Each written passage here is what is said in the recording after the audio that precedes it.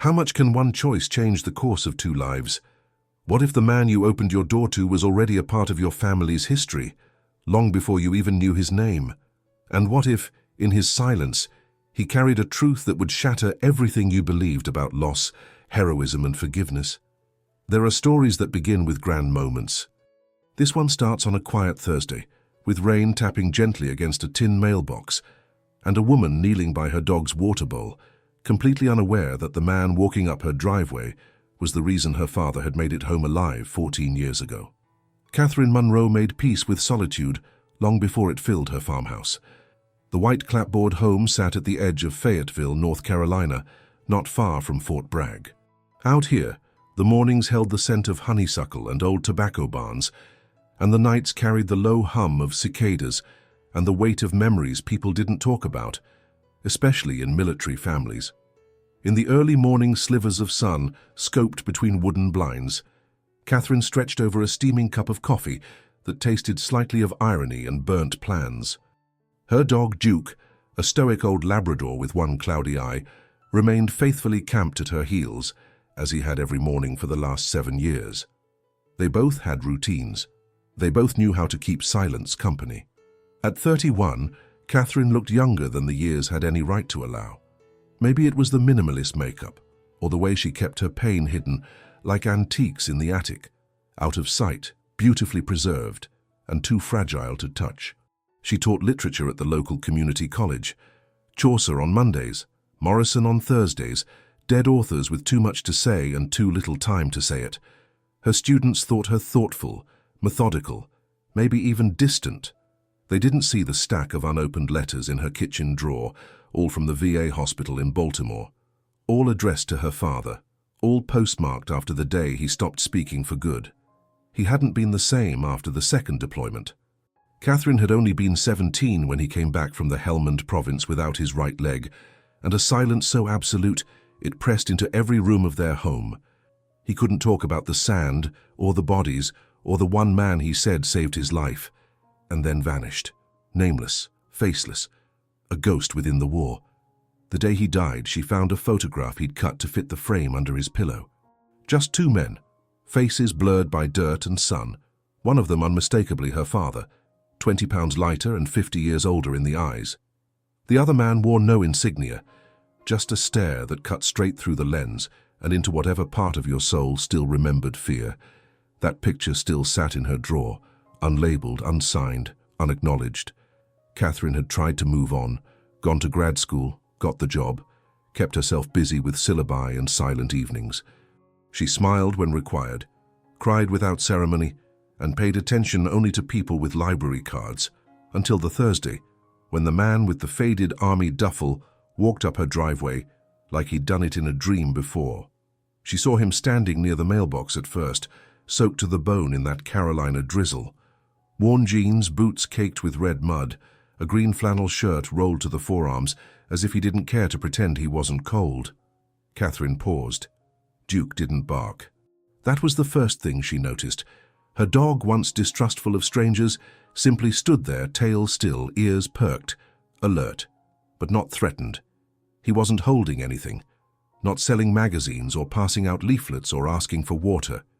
He just stood there, eyes holding hers from across the gravel, chest rising and falling slow like a tide that had seen too many storms. "Ma'am," he said with a nod. His voice was sandpaper and deep cello strings. Southern drawl soft as rain on a steel roof.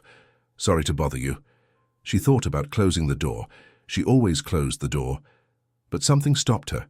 Maybe the exhaustion in his eyes. Maybe the way Duke had tilted his head, considering, then walked to the screen porch and sat beside the visitor like he belonged there. Catherine's fingers tensed around the mug. "You need something?" she asked.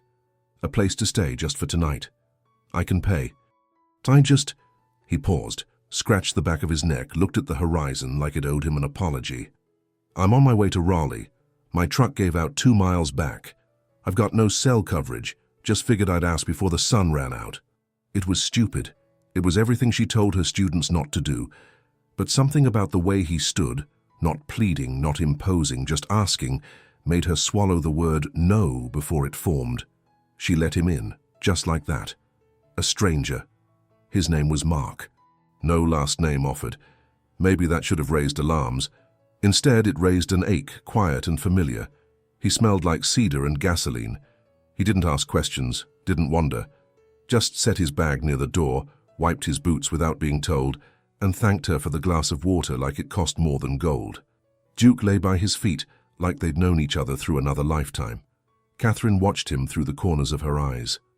The way his hands shook slightly before every sip of water, the faint limp in his left leg, the jagged scar that trailed from the underside of his jaw to behind his ear, like a lightning bolt someone had seared into his skin and forgotten about. They didn't speak much that evening. She offered him leftover pot roast. He declined but took a piece of cornbread. He lingered by the bookshelf, running his fingers softly over a worn copy of The Things They Carried. She noticed him mouth the title like a prayer. Just before midnight, as she poured herself a quiet drink in the kitchen, he spoke, not loud, just enough to carry over the hum of the refrigerator. "You got any photos of him?" Her fingers froze on the rim of the whiskey glass. She didn't turn. "Sorry?" "Your dad," he said. "Saw the flag folded on the mantel. Just wondered." Catherine stared at the faded wood grain on her kitchen counter. Something familiar in the way he said, "Your dad." Not curious, reverent. "I might," she answered after too long. Suddenly, Duke whined softly and walked into the den. Mark followed him. Catherine stayed back, breath paused. The old Labrador paced before the fireplace where the photo sat. The same frame, the same folded flag, the daggers of memory. Mark reached out, almost hesitant, and turned the photo frame toward him. The silence lengthened. Then he exhaled. A sound not quite a sigh, not quite a sob. "I carried him out of a minefield in Norzad," he whispered. 15 clicks from base, he was bleeding out. There was barely time, but I got him out. Catherine didn't move. Her glass lowered slowly to the counter. Her knees forgot how to stand. "I thought he'd never made it. I never knew his name. All I had was a radio call that cut out halfway." Mark ran his fingers across the picture frame like a man tracing a gravestone, reluctant to let go. "When I saw the old truck out front with the 82nd Airborne sticker, I hoped, but I didn't expect, not this." Catherine's voice broke around the edge of her breath. "You saved my dad." He turned then, and everything in his face changed. The years peeled back.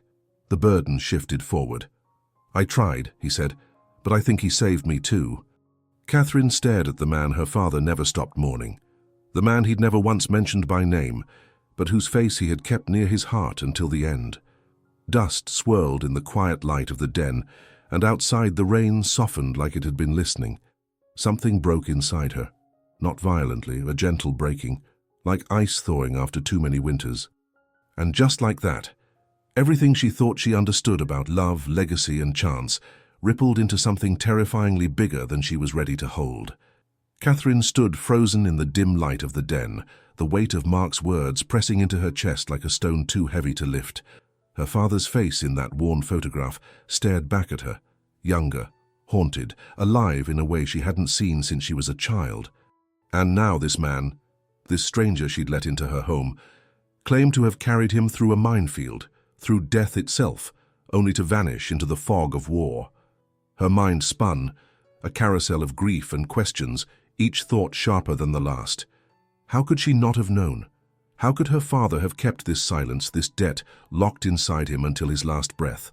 Her hands trembled as she gripped the edge of the counter, the cool wood grounding her just enough to keep from collapsing. She wanted to scream, to demand answers, but her throat felt like it had been stuffed with sand. Guilt clawed at her, guilt for not pushing her father to speak, for not digging deeper into the stories he buried, for letting that photograph sit in a drawer like a forgotten relic. And beneath that guilt, a flicker of anger burned. At Mark, for showing up now, after all these years. At her father, for leaving her with nothing but fragments. At herself, for not being enough to hold those fragments together. Mark didn't move. He stood by the fireplace, his broad shoulders slumped, as if the memory of that day in Norzad had carved itself into his bones. His fingers still lingered on the frame, tracing the edge like he could pull her father back through the glass. Duke, sensing the shift in the air, padded over to Catherine. pressing his warm, heavy body against her leg. The old Labrador's cloudy eye seemed to see right through her, as if he understood the storm brewing inside. "I didn't mean to drop this on you," Mark said finally, his voice low, rough with something that sounded like regret. "I didn't even know if it was him. Not for sure, not till I saw the photo." Catherine forced herself to look at him, her vision blurring at the edges. "Why didn't you say anything sooner? You've been here for hours. You could have—" Her voice cracked and she hated herself for it. She swallowed hard, trying to steady herself. "You could have told me at the door." Mark's jaw tightened, and for a moment she thought he might not answer. But then he turned his head just enough for the faint scar along his jaw to catch the light, a jagged reminder of a past he couldn't escape. "I didn't know how. Didn't think I had the right. I figured, if it was him, if this was his home, I'd feel it. And if I was wrong, I'd just keep walking. Didn't want to dig up old ghosts for no reason." "Ghosts," she repeated, the word tasting bitter on her tongue. "My father wasn't a ghost. He was here. He was broken, but he was here. And you—" She stopped, her breath hitching. "You were the one person he wanted to find. He never said your name, never told me anything, but I saw it in his eyes. Every time he looked at that picture, it was like he was waiting for you to walk through the door." Mark's face crumpled for just a second, a fracture in the stoic mask he wore. He looked away toward the window where the rain had slowed to a whisper against the glass. "I didn't know he made it home. After I got him to the medevac, I lost track. My unit moved out. Radio went dead. I spent years thinking he didn't survive, didn't want to hope, just to be wrong." Catherine felt the air grow heavier, each word a brick in the wall building between them. She wanted to believe him. She wanted to trust that he'd carried her father not just through a minefield, but through the kind of hell that left scars deeper than skin. But the years of silence, the unanswered questions, the way her father had shut her out, they gnawed at her. What if Mark was lying? What if this was just a story, a way to ease his own guilt? And yet, the way Duke had accepted him, the way her father's photograph seemed to come alive in his presence, it all felt too real, too raw. She turned away, unable to look at him any longer, and walked to the kitchen drawer where she kept the unopened letters from the VA hospital. Her fingers hesitated over the handle, the wood cool and familiar under her touch. Those letters had sat there for months, maybe years, a silent accusation of all the things she hadn't faced. She hadn't wanted to read them, hadn't wanted to know what the government had to say about a man who'd already said too little. But now, with Mark standing in her den, the past felt like it was clawing its way out of the grave. "Do you know what it's like?" she asked, her voice barely above a whisper, as she stared at the drawer. "To grow up with someone who's there, but not really there. He came back from Helmand, but he didn't come back whole. He wouldn't talk, wouldn't laugh, just sat in his chair by the window, staring at nothing. And I tried. I tried so hard to reach him, but I couldn't. And now you're here telling me you're the reason he even made it back at all, and I don't know if I should thank you or hate you for it." Mark didn't respond right away. When he did, his voice was quieter, almost broken. "I know what it's like to lose someone, even when they're still breathing. I carried him out of that field, but I couldn't carry what came after. I had my own demons to fight, still do." Catherine pulled the drawer open, the creak of the wood cutting through the silence. The stack of letters sat there, yellowed at the edges, postmarked from Baltimore, each one stamped with the VA's cold official seal. She lifted the top one, her fingers brushing against the paper as if it might burn her. "These came after he died. I never opened them. Didn't want to know what they had to say, didn't think it mattered anymore. But now—" She turned to Mark, holding the letter out like an offering, or maybe a challenge. "Did you know him? Really know him? Or was it just that day, that moment? Because if you did, if you meant something to him, then maybe there's something in here worth reading." Mark's eyes flickered with something she couldn't name. Fear, maybe, or longing. He took a step closer, then stopped, as if crossing an invisible line. "I didn't know him long, just a few hours maybe. But in a place like that, hours can feel like years. He talked about you, said he had a daughter waiting back home, said he'd do anything to see you again. That's what kept him fighting even when he was bleeding out, not me. You." Catherine's throat closed, a sob threatening to break free. She clutched the letter tighter, the paper crumpling slightly under her grip. She could almost hear her father's voice, rough and distant, telling her to be strong, to keep going, even when he couldn't. The memory of his silence, of the way he'd look at her with eyes full of unspoken pain, crashed over her like a wave. She wanted to open the letter, wanted to know if there was anything in there that could bridge the gap between the man she remembered and the man Mark described. But the fear of finding nothing, or worse, finding confirmation of how much she'd failed him, kept her hands still. The tension in the room thickened, a storm brewing in the space between them. Outside, the rain picked up again, a soft drumming against the roof of the old farmhouse. Catherine's gaze drifted to the window, to the faint outline of the Blue Ridge Mountains in the distance, a jagged line against the darkening sky. Those mountains, a symbol of endurance and quiet strength, had always been a backdrop to her life in North Carolina, a reminder of things that stood firm even when everything else crumbled. But tonight, they felt like a barrier, a wall she couldn't climb over to reach the truth. "I need to know," she said finally, her voice steadier than she felt. "I need to know what happened out there. Not just the minefield, not just the medevac, everything, what he said, what he felt. Why he never told me about you." Mark nodded slowly, his expression unreadable. "I'll tell you what I can, but it ain't pretty, and it won't fix what's broken. You gotta know that before we start." "I don't care if it's pretty," she snapped, the anger flaring again. "I care if it's true. I've spent years filling in the blanks with my own guesses, my own regrets. I can't do that anymore, not now, not with you standing here like some kind of answer I didn't ask for." He flinched at her words, just barely, but enough for her to notice. For a moment she regretted the sharpness in her tone, but only for a moment. She was tired of carrying the weight of her father's silence, tired of pretending she'd made peace with it. Mark might have saved him once, but he couldn't save her from the aftermath. No one could. They moved to the living room, the air between them heavy with unspoken questions. Catherine sat on the edge of the worn plaid couch, the letter still in her hand, while Mark took the armchair across from her, his hands clasped tightly in his lap. Duke settled between them, his head resting on his paws as if he could sense the fragility of the moment. The old farmhouse creaked around them, the kind of sound that spoke of history, of lives lived and lost within its walls. "Start from the beginning," Catherine said, her voice quieter now but no less firm. "Tell me how you met him."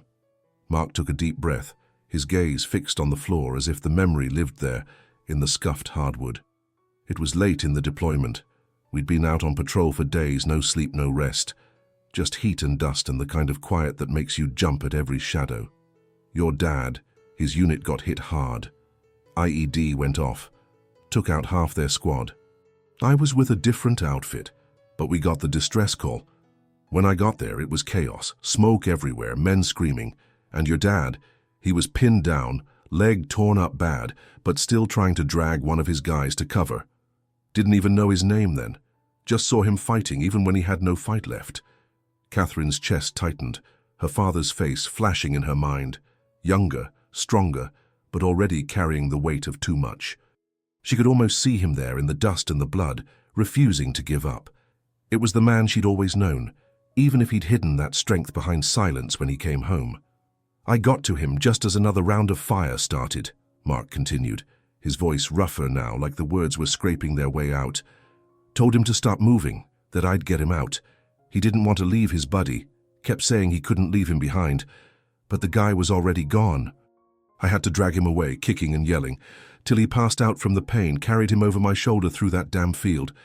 Every step I thought we'd hit a mine, thought we'd both be done. But we made it. Barely." He paused, rubbing a hand over his face, and Catherine saw the tremor in his fingers. She wanted to say something to fill the silence, but the words wouldn't come. Instead, she looked down at the letter in her hand, the VA stamp staring back at her like an accusation. What had her father written in his reports, in his therapy sessions, in the moments he thought no one would ever know?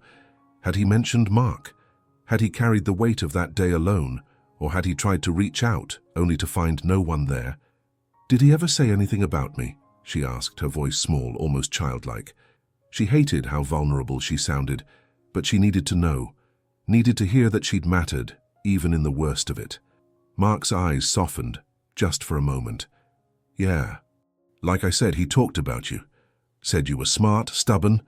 Said he didn't know how he'd make it up to you for being gone so long. Kept repeating your name like it was the only thing keeping him grounded. Catherine. Over and over, till the medevac took him. Her name on her father's lips in a place so far from home, in a moment so close to death. It hit her like a punch. She blinked rapidly, trying to hold back the tears, but one slipped free, tracing a hot line down her cheek. She wiped it away quickly, hoping Mark hadn't seen, but his gaze was steady, unflinching. He saw everything. I should have looked for him after, Mark said, his voice dropping even lower. Should have checked if he made it, but I couldn't. Got hit myself a few weeks later. Shrapnel to the leg took me out of the fight. By the time I was back stateside, I didn't know where to start. Didn't think I had the right to dig into someone else's life, so I didn't. Till now. Catherine nodded slowly, the pieces of the puzzle shifting in her mind, but not quite fitting together. She looked at the letter again, her thumb brushing over the seal. Maybe it was time. Maybe, with Mark here, she could face whatever was inside. But the fear still lingered, a shadow at the edge of her vision. What if the letter confirmed her worst fears, that her father had blamed her for not understanding, for not being enough? What if it revealed a side of him she didn't want to know? As if sensing her hesitation, Duke lifted his head, letting out a soft whine. The old dog nudged her hand, his nose warm against her skin, and for a moment she felt grounded again. She glanced at Mark, then back at the letter, her heart pounding in her chest. "I'm going to open it," she said, more to herself than to him. "But not tonight, I can't, not yet, I need time." Mark nodded, no judgment in his eyes. "Take all the time you need. I ain't going anywhere, not till you say so." But that was the problem, wasn't it? He was here, a living reminder of everything she'd lost, everything she'd never understood. And with him came a choice to dig deeper, to confront the past, or to let it stay buried. She didn't know if she was ready for either option. But as the rain continued to fall outside, as the Blue Ridge Mountains stood sentinel in the distance, she knew she couldn't keep running from it. The next morning, the air felt different, heavier somehow, as if the farmhouse itself was holding its breath. Catherine hadn't slept much, her mind replaying Mark's words, her father's silence, the weight of the unopened letter now sitting on the kitchen table like a grenade with the pin half pulled. She poured herself a cup of coffee, the bitter scent grounding her, and glanced out the window. Mark was outside, sitting on the porch steps, staring at the gravel driveway where he'd first appeared. Duke sat beside him, loyal as ever, as if the dog had already decided where his allegiance lay. She stepped out, the morning chill biting at her skin, and sat a few steps above him, cradling the mug in her hands. The silence stretched between them, not uncomfortable but charged, like the air before a thunderstorm. "I've been thinking," she said finally, her voice quiet but firm, "about what you said, about him, and I want to know more. But I need to know if you're staying, if you're really here to help me figure this out, or if you're just passing through, looking for absolution."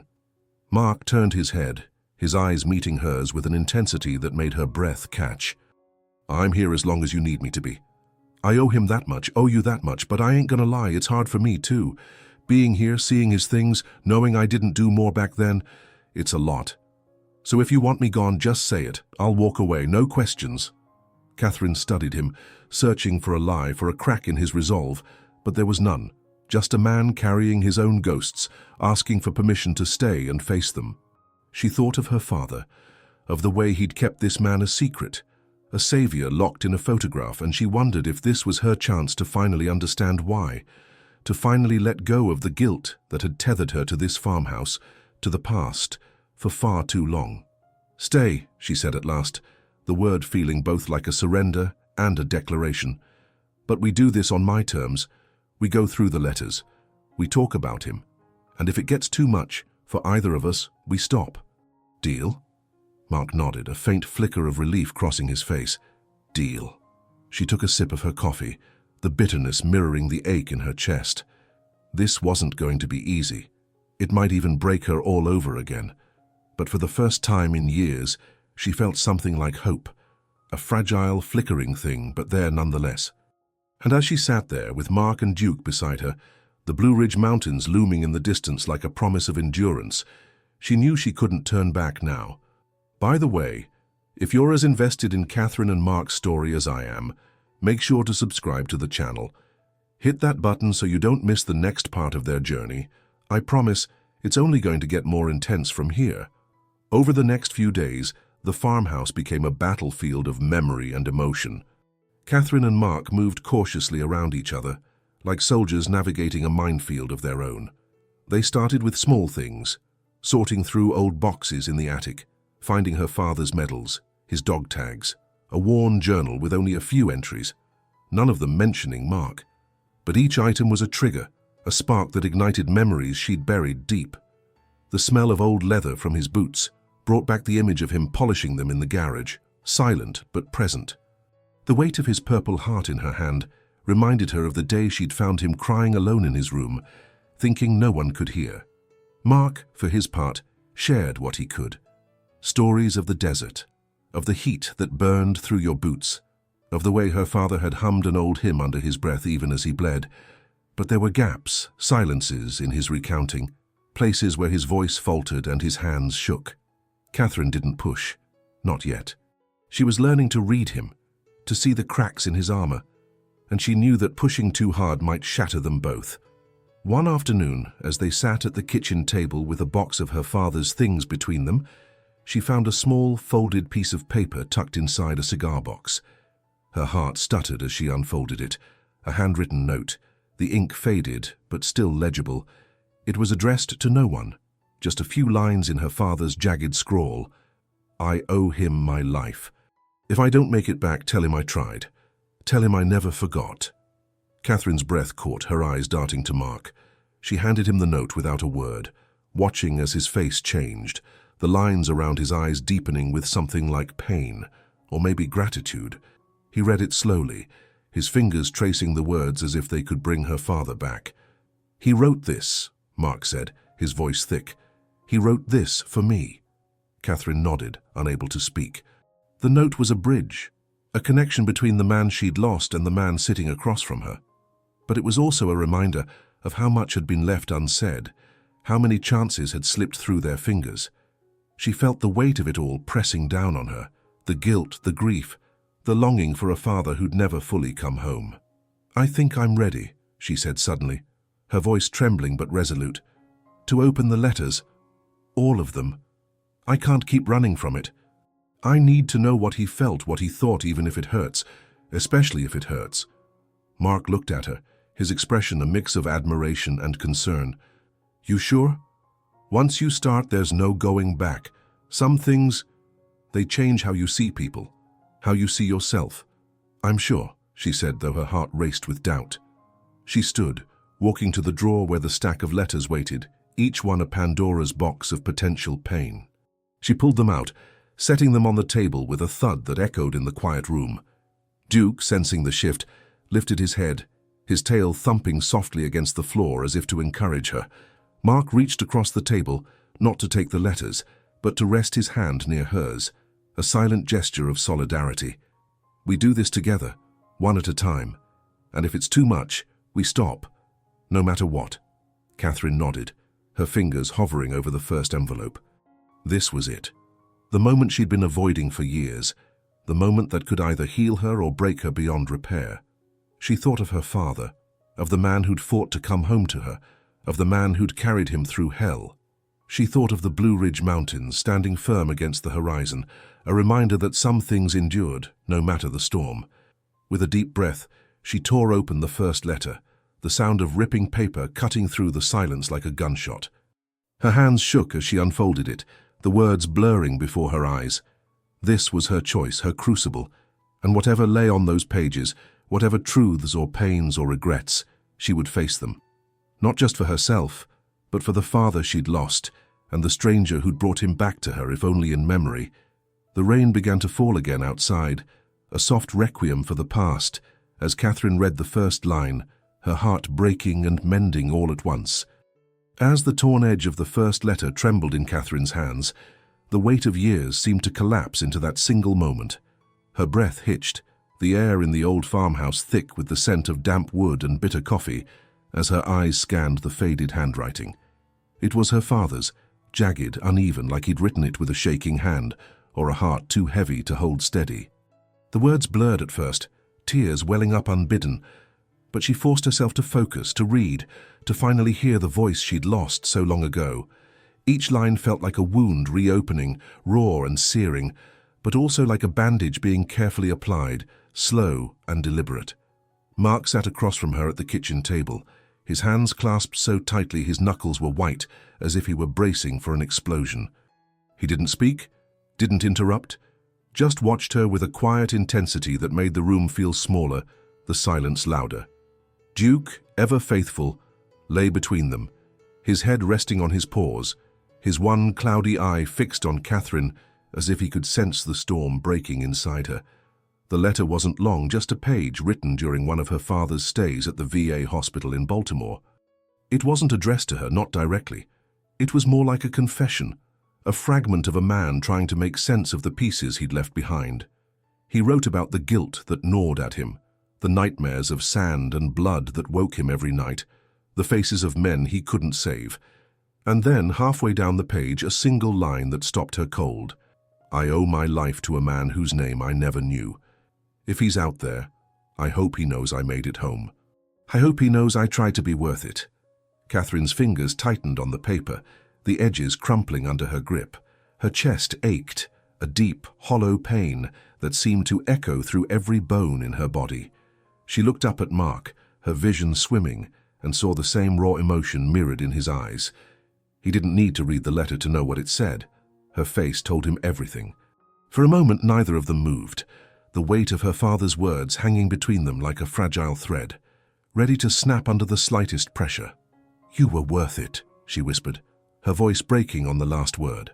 She wasn't sure if she was speaking to Mark or to the ghost of her father, but the words spilled out anyway, unstoppable. He wanted you to know that. He carried that with him, every day, even when he couldn't say it to me. Mark's jaw clenched, and he looked down at the table, his hands trembling now, no longer able to hide the cracks in his armor. I didn't think I'd ever hear that, he said, his voice rough, barely above a whisper. I spent so long wondering if I did enough. If I got him out just to let him down some other way, I've carried that too, every damn day. The tension in the room coiled tighter, a spring wound to its breaking point. Catherine felt it in her throat, in the way her hands shook as she set the letter down, in the way the other unopened envelopes seemed to stare at her, daring her to keep going. She wanted to stop, to shove the letters back in the drawer and pretend this moment hadn't happened. But she couldn't. Not now. Not with Mark sitting there, a living link to the father she'd never fully understood. Not with the truth so close she could almost taste it, bitter and sharp on her tongue. She reached for the next letter, her fingers hesitating over the seal. There's more, she said, more to herself than to him. He wrote more. I need to know all of it. I can't stop now. Her voice trembled, but there was steel beneath it, a resolve she hadn't felt in years. She tore the envelope open with a quick, decisive rip, the sound cutting through the stillness like a gunshot. This letter was longer, more disjointed, written over several days, judging by the dates scribbled in the margins.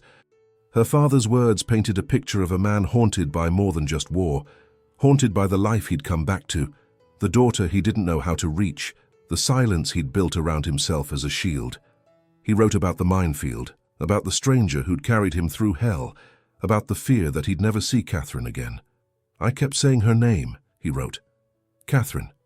Like it was a prayer, like it could keep me alive. And maybe it did. Tears streamed down her face now, hot and relentless, but she didn't wipe them away. She let them fall, let them mark the page as she read on, her father's voice echoing in her mind, rough and broken, but so achingly familiar. He wrote about the guilt of surviving when so many didn't, about the shame of not being the father he'd promised to be when he left for Helmand. And then, near the end, a line that shattered her. I never told her about him.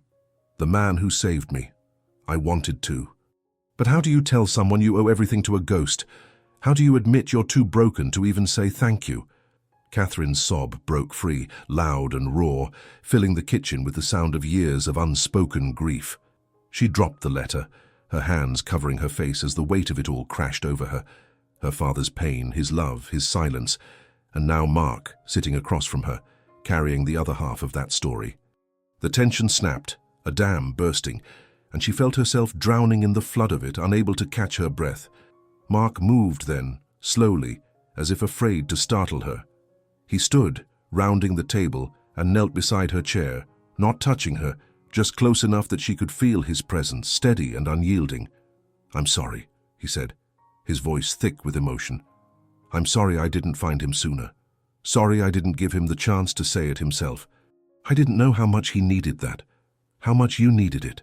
She shook her head, her hands still covering her face, her voice muffled and ragged. "It's not your fault. It's not. He chose to keep it inside. He chose to protect me from it. Or maybe to protect himself. I don't know. But I'm so angry, Mark. I'm so angry that he didn't trust me with this, that I had to wait until now, until he was gone, to understand even a piece of him." Mark didn't respond right away, just stayed there, kneeling beside her, letting her words hang in the air. When he finally spoke, his voice was quieter, softer, but heavy with a truth she hadn't expected. "I'm angry too, at myself, for not looking harder, for thinking I didn't have the right to know if he made it. I told myself I was done with that war, that I could leave it behind. But you don't leave something like that. It follows you. It followed me here to your door. And I'm sorry for that too, if this hurts more than it helps." Catherine lowered her hands, her tear-streaked face turning to meet his gaze. His eyes were red-rimmed, glistening with unshed tears, and for the first time she saw him not as a stranger, not as a soldier, not even as the man who'd saved her father, but as someone just as broken by the past as she was. Someone who'd been carrying the weight of that day in Nauzad for just as long, in a different way, but no less heavy. She reached out, hesitating for only a moment before placing her hand over his. The contact brief but electric, a shared acknowledgement of the pain they'd both inherited. "It does hurt," she admitted, her voice raw but steadying. "More than I thought it could, but it's not just hurt, it's knowing. Knowing he thought about you. Knowing he fought for me, even when I couldn't see it. I've spent so long feeling like I failed him, like I wasn't enough to bring him back. Really back. But these letters, they're proof I was wrong. He was trying in his own way, and you're proof he had someone out there who cared enough to get him home." Mark's hand turned under hers, his fingers curling slightly, not to hold, but to acknowledge, a silent promise that he heard her. "He cared about you more than anything," he said. "That's what I remember most.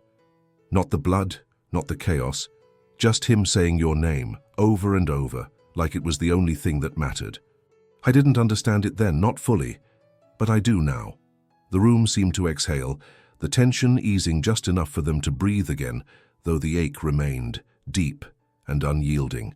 Catherine pulled her hand back, wiping her face with the sleeve of her sweater, and looked at the stack of letters still waiting on the table. There were more truths to uncover, more pieces of her father to reclaim, but she knew she couldn't read them all tonight. Her heart couldn't take it. But for the first time in years, she felt ready to face them, to face him even if it took time. "I can't do more right now," she said, her voice quieter now, almost fragile. "But I will. Tomorrow. Or the day after. I'm not running from it anymore." Mark nodded, standing slowly, his bad leg giving a slight wince as he straightened. "I'll be here. Whenever you're ready. I meant what I said. I'm not going anywhere till you tell me to."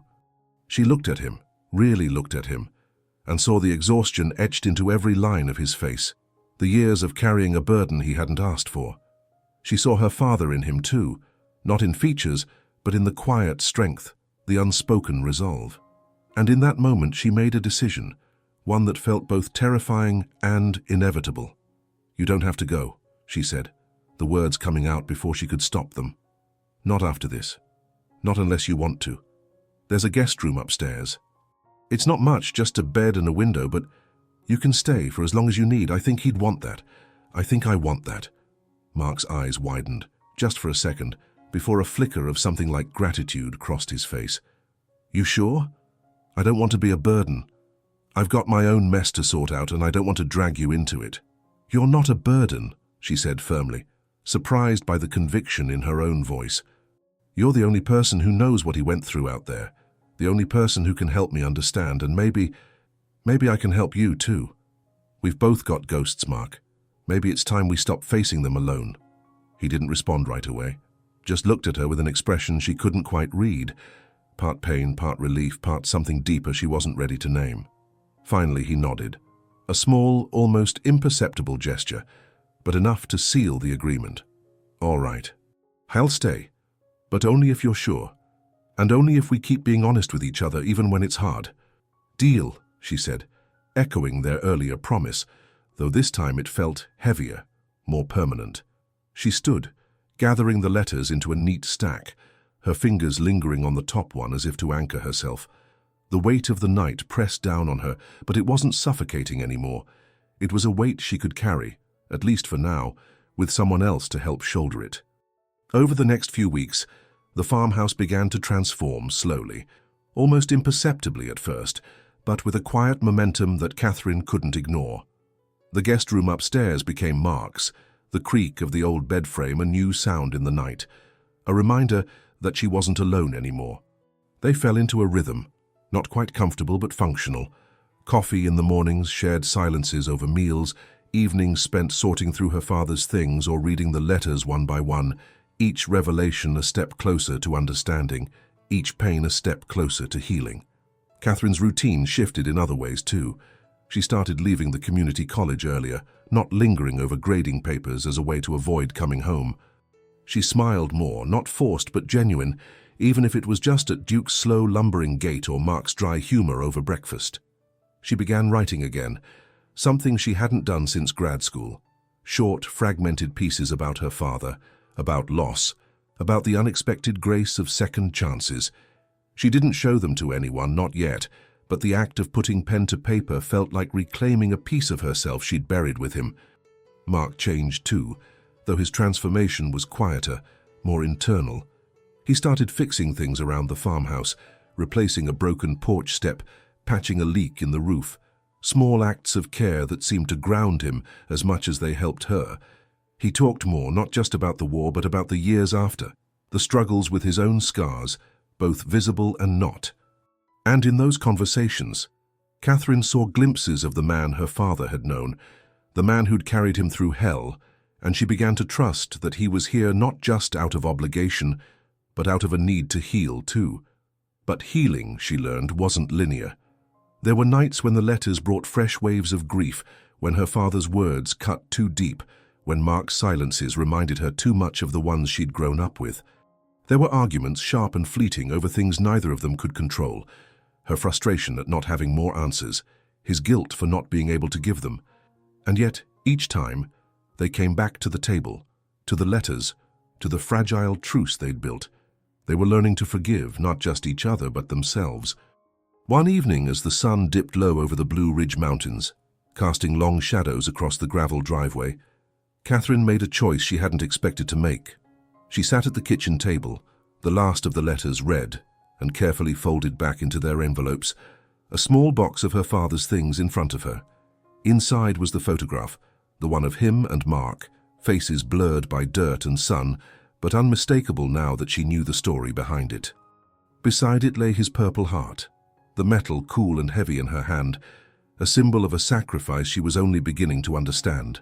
She looked at Mark, who sat across from her, his hands idle for once, his eyes fixed on the box, as if he knew what she was about to do. "I've been holding on to this," she said, her voice steady despite the lump in her throat. "Not just the medal, but all of it. The pain, the questions, the idea that if I let go, I'm letting go of him. But I don't think that's true anymore. I think holding on is what's been keeping me stuck." Mark didn't speak, just watched her, giving her the space to say what she needed to. She took a deep breath, her fingers tightening around the medal one last time before she set it down on the table, sliding it toward him. "He'd want you to have this. Not because you saved him, though that's part of it, but because you came back, because you're here, helping me remember him, helping me let go. I can't carry this alone anymore. I don't want to." Mark stared at the medal, his expression unreadable at first, before a flicker of something like disbelief crossed his face. "Catherine, I don't deserve this. That's his.